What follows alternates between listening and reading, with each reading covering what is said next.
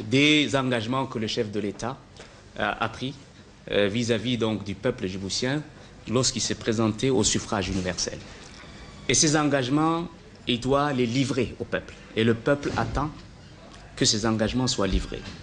Qu'il s'agisse de la promotion de l'éducation, d'offrir au peuple djiboutien un meilleur service de santé, de lutter contre l'insécurité alimentaire, d'offrir des opportunités d'emploi à la jeunesse, de développer les infrastructures de ce pays pour arriver, et c'est l'objectif ultime, au bien-être et à un mieux-être de la population djiboutienne. Je crois que c'est toute la dynamique de l'action gouvernementale qui va être revisitée dans les mois à venir. Ce qui est programmé d'ici mi-mai, c'est un séminaire sur l'action gouvernementale. Ce séminaire aura lieu, un séminaire qui regroupera le gouvernement et toutes les forces vives de cette nation. Il s'agit d'abord de partir de ce que la population attend de l'action gouvernementale.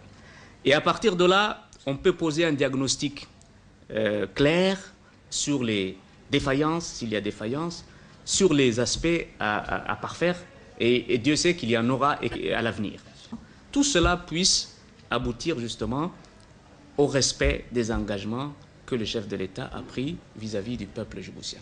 4 grands axes extrêmement importants. Le premier axe est la lutte contre la corruption. Il est très important que dans ce pays, la concrétisation se fasse sur le terrain. Comment est-ce qu'on doit lutter contre la corruption? On a passé les textes sont là, le Parlement l'a ratifié, mais maintenant il faut que les actions soient prises pour que le peuple sente que vraiment la corruption n'est plus d'actualité à Djibouti. Nous avons ensuite un axe qui est extrêmement important, c'est tous les volets sociaux. Quand je dis volets sociaux, il y a l'insécurité alimentaire, il y a l'éducation, il y a la santé, il y a le chômage. Les volets sociaux, je crois, que nécessitent une solidarité de tous les acteurs de la société. Il y a toute la dynamique de l'ouverture de notre pays sur le monde. Et ça, c'est important. Vous savez, un petit pays entouré de grands pays ne peut, je dirais, trouver son chemin du développement durable que s'il existe une sorte d'homogénéité dans sa politique de développement avec ceux des voisins. Et surtout, avec les pays qui peuvent représenter la locomotive de l'économie djiboutienne. Un dernier grand axe aussi, qui tient beaucoup à cœur le président de la République, le Premier ministre et les membres du gouvernement, c'est que nous sommes tous de passage.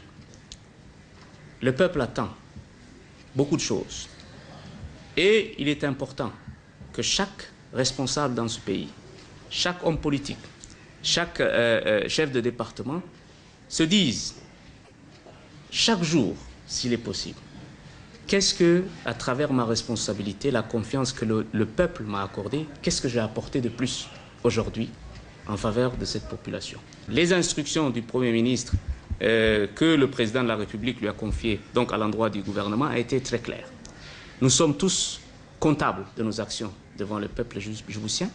Et il a rappelé, lors de son intervention, le chef de l'État, lors du premier conseil après son élection, il a insisté sur un seul leitmotiv. Et il l'a dit, il l'a répété, c'est servir, continuer à servir et servir ce peuple jusqu'au dernier souffle. Et ça, je crois que c'est un devoir moral qui doit être celui de chaque responsable dans ce pays. Et le Premier ministre aujourd'hui n'a pas manqué de le rappeler aux membres du gouvernement.